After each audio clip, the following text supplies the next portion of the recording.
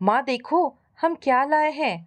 खुशी से लहलहाती नंदिनी ने घर में घुसते ही माँ को आवाज दी। ऐसा क्या ले आई जो घर को सर पर उठाए जा रही है? ताई ने नाराजगी से कहा। जिस दिन से नंदिनी की सहेली प्रिया ने अपने शानदार कपड़ों का राज नंदिनी को बताया, तब से वो माँ के पीछे पड़ गई थी। माँ, शारदा, शॉप में बहुत नए डिजाइन के ड्रेसेस मिलते हैं। मैं भी वहां से अपने लिए बहुत सारे सलवार सूट और नए नए ड्रेसेस खरीदूंगी। प्रिया कितने अच्छे कपड़े पहनती है। आज वो सचमुच इतना सुंदर अपना मनपसंद हल्के गुलाबी रंग का सलवार सूट और कुछ साड़ियां खरीदकर माँ को चकित करने वाली थी। ऐसा कौन सा खजाना ले आई है जो ऐसे चहक रही है? ताई ने झिड़की दी। जब देखोगी तब जानेगी ताई जी। हाथ में पैकेट थामे नंदिनी की आंखें चमक रही थी। ताई और माँ दोनों नंदिनी के लाए हुए सुंदर ड्रेसेस देखकर चकित थी। वाह, तू तो सच में बहुत ही अच्छे कपड़े ले आई है। माँ ने खुशी जाहिर की। मेरी बात मान सुषमा, ये कपड़े नंदिनी की शादी के लिए रख दे। ताई ने नंदिनी की माँ को सलाह दी। नहीं, हमें शादी नहीं करनी। हम एमए के बाद पीएचडी करके यूनिवर्सिटी में प्रोफेसर बनेंगे। सुन रही है सुषमा, तेरी बेटी के क्या रंग है? ये शादी नहीं करेंगी, मास्टर नहीं बनेंगी। बिल्कुल ठीक कह रही है। हमारी बेटी नंदिनी प्रोफेसर जरूर बनेगी। इसकी बुद्धि का ही तो परिणाम है जो हर कक्षा में पहले स्थान पर रहती है। हाँ सुषमा, कल अपनी कार से मेरा एक दोस्त कानपुर जा रहा है। उसके साथ जाकर नेहा बेटी को वापस ले आऊंगा। नानी मामी से उसने बहुत प्यार करवा लिया। 2 दिन तुम्हारे भाई भाभी से मैं भी खातिर करवा लूंगा। संजीव जी ने मजाक किया। सच कह रहे हैं, नेहा की छुट्टियां भी लंबी हो गई है। नेहा के बिना तो नंदनी अपनी पढ़ाई में लगी रहती है, वरना दोनों बहनें कितनी बातें करके घर में रौनक लगाए रखती थी। सुषमा ने कहा। 2 बेटियों के पिता प्रोफेसर संजीव शर्मा लड़कियों की शिक्षा और उनकी स्वतंत्रता के प्रबल समर्थक थे। पत्नी सुषमा द्वारा लड़कियों को अधिक पढ़ाने पर विरोध करने पर वह कहते, जमाना बदल गया है सुषमा। आज लड़कियां हर क्षेत्र में लड़कों के साथ ही नहीं, कई स्थानों में उनसे आगे हैं। मैं तो कहता हूँ तुम भी अपनी बीए की पढ़ाई पूरी कर लो। मुझे तो माफ कीजिए, अब बेटियों के भविष्य के बारे में सोचना है। अपने पापा के लिए चाय बनाती नंदिनी सोच रही थी कि काश अब है अभी अमेरिका ना गया होता। ये गुलाबी सूट पहनकर जब वह अभय के सामने जाती तो वह उसे देखता ही रह जाता। अभय नंदिनी का पड़ोसी था। नंदिनी समझ गई थी कि उसकी हर बात, हर अदा का अभय दीवाना था। प्रत्यक्ष अप्रत्यक्ष रूप में वह अपने दिल की बात नंदिनी के सामने रखता रहता था। उसकी मुग्ध आंखें नंदिनी को अच्छी लगती थी। दोनों के बीच प्यार अपने मूक रूप में मुखर रहता था। एमबीए में टॉप करने के बाद अभय किसी मल्टीनेशनल कंपनी में जॉब लेकर नंदिनी के सपने पूरे करना चाहता था। शादी के बाद तुम्हें क्या चाहिए नंदिनी? अपनी लिस्ट अभी से तैयार करके दे दो। हमें तो एक बड़ा सा घर चाहिए, लेक्सस या मर्सिडीज कार हो जिसमें हम लॉन्ग ड्राइव पर जाए। नंदिनी इतरा कर कहती। आपके सारे सपने पूरे होंगे नंदिनी, बस हुक्म करते जाइएगा। ये बंदा तो आपके हुक्म का गुलाम है। आपके सपने पूरे करने के लिए ही तो किसी बड़ी मल्टीनेशनल कंपनी में जॉब का इंतजार है। सच कहो अभय, तुम हमारे सपने सच में पूरे करोगे या यूं ही हमें झूठे सपने दिखा रहे हो? नंदिनी अभय से पक्का वादा चाहती। तुमसे क्या कभी झूठ कहा है नंदिनी? अपने प्यार पर तुम्हें कैसे भरोसा दिलाऊं? हो सकता है यही बात तुमने किसी और लड़की से भी कही हो। एक बात जान लो, अगर कभी ऐसा हुआ तो मुझे कतई मंजूर नहीं होगा। नंदिनी धमकी देती। ऐसा तुम सोच भी कैसे सकती हो?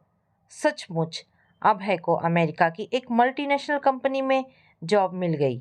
1 महीने की ट्रेनिंग पर अमेरिका जाने के पहले अकेले में विश्वास के साथ नंदिनी से कहा था, अब तुम्हारे सपने पूरे करने का वक्त आ गया है। मेरा इंतजार करना, करोगी ना? कहीं और किसी के लिए हाँ मत कह देना। अभय की बात के जवाब में चुप रहकर भी नंदिनी ने अपनी सहमति दे ही दी थी। सपने पूरे होने की कल्पना से आई खुशी चेहरे पर साफ झलक रही थी। नंदिनी और अभय की मुलाकात एक डिबेट में हुई थी। डिबेट में लड़कियों पर लड़कों ने व्यंग किए थे कि लड़की होने के कारण उन्हें अतिरिक्त लाभ मिलते रहते हैं। जवाब में नंदिनी ने जोरदार शब्दों में विरोध में कहा था, भीख में मिले बड़े से बड़े लाभ के स्थान पर वह मखमल की जगह टाट चुनेगी, राजसी भोग की जगह स्वाभिमान की सूखी रोटी स्वीकार करेगी। लड़कियां कमजोर नहीं होती जो उन्हें किसी पक्षपात जैसे बैसाखी की जरूरत हो। समय आने पर वह अपनी क्षमता से ही आगे बढ़ेंगी। नंदिनी के तेजस्वी शब्दों ने उसके चेहरे की लालिमा बढ़ा दी थी। नंदिनी को प्रथम पुरस्कार दिया गया था। अभय के मन ने कहा कि सौंदर्य और मेधा का अपूर्व संगम इस लड़की में साकार है। डिबेट के बाद अभय ने नंदिनी को सच्चे मन से बधाई दी थी। विश्वास है आज आपने जो कुछ कहा उसे लड़कियों को जरूर ही प्रेरणा मिलेगी। पुरस्कार और विजय के लिए हार्दिक बधाई। Thank you. आपने ज़्यादा ही बड़ाई कर दी।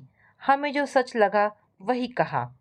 नज़र उठाकर को देखने पर एक लंबा हैंडसम लड़का दिखाई दिया था। मैं अभय एमबीए करने के बाद जॉब की तलाश में हूँ। आपके परिचय से तो जान ही गया आप केवल जोरदार डिबेट ही नहीं, टॉपर भी रही हैं। ये संयोग ही था कि अभय के पापा के ट्रांसफर के कारण अभय का परिवार नंदिनी के घर के पास वाले पुलिस अधिकारी के बंगले में रहने को आ गया था। अभय के पापा मनोहर जी शहर के ईमानदार पुलिस अधिकारी के रूप में प्रसिद्ध थे। पास पास घर होने के कारण आते जाते अभय और नंदिनी की अक्सर मुलाकात होने लगी थी। पता नहीं ये मुलाकातें अचानक ही होती थी या अभय जानबूझकर नंदिनी के बाहर आने जाने के समय नंदिनी से मिलने का बहाना ढूंढ लेता था। जब से अभय को पता लगा कि नंदिनी पास वाले गार्डन में हर शाम को घूमने जाती है, उस दिन से अभय को भी रोज गार्डन जाने की आदत बन गई थी। पड़ोसी होने के कारण अभय और नंदिनी की दोस्ती बाग के फूलों के साथ खिलती गई। दोनों की वैचारिक समानता, तीक्ष्ण मेधा और जीवंत व्यक्तित्व परस्पर एक होते गए। उनके बीच बढ़ती नजदीकियां कब प्यार में बदल गई, दोनों ही नहीं जान सके। एक दूसरे के साथ दोनों अपने को पूर्ण पाते। समय पंख लगाकर उड़ जाता।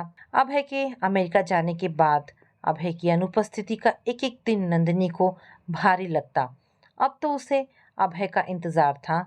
उसके आने के दिन काटना मुश्किल लग रहा था। भविष्य के प्रति दोनों आश्वस्त थे। दोनों के परिवार उदार विचारों वाले होने के कारण अभय और नंदिनी को अपना जीवन साथी चुनने की स्वतंत्रता का पूर्ण विश्वास था। अभय के अमेरिका चले जाने के बाद भी जैसे वह उसके पास ही था। उसकी बातें भला भूली जा सकती थी। उसे बस अभय की वापसी का इंतजार था। काश उसके पास मोबाइल फोन होता तो अभय के साथ बातें करना कितना आसान होता। पत्र लिखने का तो सवाल ही नहीं उठता था। घर के फोन से क्या अभय के साथ प्यार की बातें की जा सकती थी? इतना जरूर था कि एक नियत दिन और समय पर दोनों पास के पीसीओ से बात करके कुछ देर के लिए अपना प्यार जी लेते थे। अभय कहता कि काश तुम भी मेरे साथ होती, तुम्हें बहुत मिस करता हूँ। रहने दो, जानती हूँ वहाँ की गोरी फैशनेबल लड़कियों के बीच हीरो बन रहे होंगे। वहाँ की लड़कियाँ बहुत ही तेज होती हैं। डर लगता है कहीं तुम मुझे भूल ना जाओ। तुम्हारी बात में सच्चाई तो जरूर है। कल ही एक लड़की रोजी मेरी बातों से इतनी इम्प्रेस हो गई कि मेरे साथ इंडिया आने को तैयार थी। देखो अब है, तुम सच तो नहीं कह रहे हो? हमसे किया वादा तो नहीं भुला दोगे? नंदिनी की आवाज में नमी थी। बस इतना ही विश्वास है अपने अभय पर। अभय के जीवन में बस एक ही प्यार है, उसका नाम नंदिनी है। ये सच है। अमेरिका बहुत ही सुंदर देश है, पर तुम्हारे बिना सब सूना है। यहाँ पर प्रेमियों के जोड़ों को देखकर तुम्हें बहुत याद आती है। वादा है, शादी के बाद हम दोनों अमेरिका जरूर घूमने आएंगे। तुम्हारे साथ मेरे लिए कोई भी जगह दुनिया की सबसे ज़्यादा सुंदर जगह होगी। आजकल भारत में कोरोना महामारी के कारण लॉकडाउन में घर में कैद हूँ। तुम्हारी वापसी के दिन गिन रही हूँ अब है। सॉरी नंदू, अब तुम्हें कुछ दिन और इंतज़ार करना होगा। ट्रेनिंग के सिलसिले में मुझे अगले 10 दिन के लिए कनाडा जाना है। बहुत ही एक्साइटेड हूँ। क्या कनाडा जाना जरूरी है। समाचार में आ रहा है कि कनाडा में कोरोना संक्रमित लोगों की संख्या बहुत बढ़ रही है। अपना ध्यान रखना। काश तुम जल्दी वापस आ जाते। कनाडा से सीधे तुम्हारे पास पहुंच रहा हूँ। बस जल्दी ही अपनी नंदिनी के साथ होऊंगा। तुम्हारे लिए क्या लाऊं? यहाँ की स्मार्ट लड़कियों की फैशनेबल ड्रेसेस जरूर पसंद करोगी। जब वो ड्रेस पहनकर बाहर जाओगी तो लोग तुम्हें अमेरिकन ब्यूटी समझेंगे। जरूर, बस शर्त ये होगी कि उसी ड्रेस में तुम अपने पेरेंट्स से मुझे उनकी होने वाली बहू के रूप में मिलवाओगे। नंदिनी ने भी मजाक का जवाब दिया था। उनसे भले ही ना मिलवाऊं, पर अपनी नंदिनी को तो उस ड्रेस में जरूर देखूंगा। तुम पर उस ड्रेस की शान बढ़ जाएगी। भला मेरी नंदिनी के आगे कोई ठहर सकता है? वह तो अतुलनीय है। अंततः लंबी इंतजार के बाद वह दिन आ ही गया। आज अभय अपनी नंदिनी के पास वापस आ रहा था। अभय के घर को फूलों से सजाया गया था। अभय के स्वागत के लिए उसके पापा के अलावा कुछ पुलिस के अधिकारी, शहर के सम्मानित व्यक्ति उपस्थित थे। नंदिनी का वश चलता तो वो स्वयं भी अभय को लेने एयरपोर्ट जाती। अब तो बस कुछ एक देर बाद अभय अपने घर में होगा। धड़कते दिल के साथ नंदिनी अपने घर की खिड़की के पास अभय की एक झलक पाने को खड़ी अभय की प्रतीक्षा कर रही थी। 1 महीने के बाद कैसा लगता होगा उसका अभय। इंतजार का एक एक पल भारी पड़ रहा था। इंतजार की घड़ियां समाप्त हुई। सबसे पहली कार से अभय उतरा था। नीले सूट में अभय का व्यक्तित्व बहुत ही प्रभावशाली लग रहा था। कार से उतरे अभय की नज़र खिड़की पर खड़ी नंदिनी पर पड़ी थी। हल्की मुस्कान के साथ हाथ हिला अपना प्यार जता दिया था। नंदिनी का वश चलता तो दौड़कर नीचे जाकर अभय के गले लग जाती, पर अभी तो कुछ और इंतजार करना था। ना जाने कितनी देर में लोग अभय को छोड़ेंगे। पूरी रात नंदिनी ने जागकर बिताई थी। अचानक सवेरे 4 बजे फोन की घंटी सुनते ही नंदिनी ने फोन कान से लगाया था। कैसी हो नंदिनी? जेट लैग की वजह से नींद नहीं आ रही है। मन तो सबको छोड़कर तुम्हारे पास आने को बेचैन था। काश हम मिल पाते। माफ करना तुम्हें जगा दिया, पर मेरे दिल पर मेरा वश कहाँ रह गया है। अगर तुम जाग रहे हो तो क्या तुम्हारी नंदिनी चैन से सो सकती है? अपने दिल को किस तरह से रोका है बता नहीं सकती। कल पार्क में पहुंचने का बहाना सोचना पड़ेगा, पर उतना इंतज़ार मुश्किल होगा। एक और परेशानी है कि मुझे 14 दिनों तक क्वारंटीन में रहने को कहा गया है। वो तो पापा पुलिस में सीनियर एसपी हैं, इसलिए मुझे अपने घर में ही सबसे अलग रहने की शर्त पर रहने दिया गया है। Oh no! क्या इतने दिनों बाद भी हम नहीं मिल सकेंगे? क्यों अभय? मैं कनाडा में 1 हफ्ते तक रहा हूँ। वहाँ कोरोना संक्रमित व्यक्तियों की काफ़ी बड़ी संख्या है, इसलिए मुझे सबसे अलग रहना होगा। वैसे तुम्हें परेशान होने की ज़रूरत नहीं है। मैं पूरी तरह से ठीक हूँ। तुमसे मिले बिना क्या मैं ज़िंदा रह सकता हूँ? जल्दी ही मिलने का कोई रास्ता निकालता हूँ। मुझे उस दिन का बेसब्री से इंतज़ार है अभय। जल्दी ही कोई रास्ता निकाल लो। तुमसे ज़्यादा तो मैं तुमसे मिलने को बेचैन हूँ। आज तुम्हें खिड़की में खड़ी देख जी चाहा कि कैसे तुम तक पहुँचकर तुम्हें सीने से लगा लो। इतनी सुबह किसका फ़ोन आया है नंदिनी? कोई ख़राब खबर तो नहीं है? अचानक नंदिनी की माँ ने आवाज़ दी थी। नहीं माँ, रॉन्ग नंबर है। नंदिनी ने फ़ोन रख दिया। 4 दिन बेचैनी में बीत गए। एक दूसरे की झलक पाने को दोनों बेचैन थे, पर कोई रास्ता नजर नहीं आ रहा था। गणेश चतुर्थी पर्व के कारण शहर में धूम थी। आज गणपति विसर्जन का शोर था। अभय के घर में बहुत लोग जमा थे। गीत भजन के साथ कुछ देर बाद गणपति जी को सम्मान से उठाए अभय के पापा बाहर आए थे। नंदिनी की माँ भी स्त्रियों के साथ जा रही थी। क्वारंटीन के कारण घर में रुकने को मजबूर अभय कैसे बाहर जा सकेगा? यही सोचकर अभय ने गणपति विसर्जन में न जाने का फैसला लिया था। सबके जाने के बाद अचानक किसी ने नंदिनी के दरवाजे पर दस्तक दी थी। दरवाज़ा खोलती नंदिनी अभय को देख खुशी से पागल हो गई थी। अभय, तुम क्या सच में हो? क्यों, क्या कुछ ही दिनों में अपने अभय को भुला दिया? मैं तो दिन रात अपनी नंदिनी का नाम रटता हूँ। बात खत्म करते ही अभय ने नंदिनी को अपनी बाहों में प्यार से बांध लिया। सब कुछ भूलकर दोनों कुछ पलों के लिए एक दूसरे में खो गए। अगर किसी को पता लग गया तो बहुत ही गड़बड़ी हो जाएगी। हमें अलग रहना चाहिए। अचानक कुछ चैतन्य होकर नंदिनी ने कहा, किसी को नहीं पता लगेगा। मेरे घर का सिक्योरिटी गार्ड मेरी शिकायत करने की हिम्मत भी नहीं करेगा। कुछ गर्व से अभय ने कहा, नहीं अभय, हम अपने पेरेंट्स को धोखा नहीं दे सकते। हमें समझदारी से काम लेना चाहिए। कुछ ही दिनों की तो बात है, फिर तो जिंदगी भर हमें साथ ही रहना है। प्यार और शांति से नंदिनी ने कहा, लगता है तुम्हारे लिए मेरा प्यार खत्म हो गया है। कुछ नाराजगी से अभय ने कहा, नहीं अभय, तुम्हारे लिए प्यार मेरी संजीवनी है। तुम्हारे बिना हम जीवित नहीं रह सकते। पर आजकल भारत में भी सोशल डिस्टेंसिंग पर जोर दिया जा रहा है। इसका मतलब ये है कि तुम्हें शायद डर है कि मेरे पास आने पर तुम कोरोना की शिकार हो जाओगी। विश्वास करो, ऐसा कुछ नहीं होगा। बहुत ही भरोसे के साथ अभय ने कहा, भगवान ना करे तुम्हें कभी कोरोना तो क्या कोई छोटी सी भी तकलीफ हो। तुम्हारी हर तकलीफ मुझे मिले, यही प्रार्थना रहेगी। तुम्हारी मनपसंद कॉफ़ी बनाती हूँ। मेरे हाथ की बनी कॉफ़ी भूले तो नहीं हो? प्यार से नंदिनी ने कहा, मैं कुछ भी नहीं भूला हूँ नंदिनी, तुम ठीक कह रही हो। मुझे यहाँ आने का रिस्क नहीं लेना चाहिए था। अब 14 दिन बाद ही मिलूंगा। कहते हुए नंदिनी के माथे पर चुम्बन जड़ अभय चला गया। नंदिनी समझ नहीं सकी कि क्या अभय नाराज हो गया। शायद वह कुछ ज्यादा ही बोल गई थी। कहीं उसके शब्दों ने अभय को आहत तो नहीं किया था।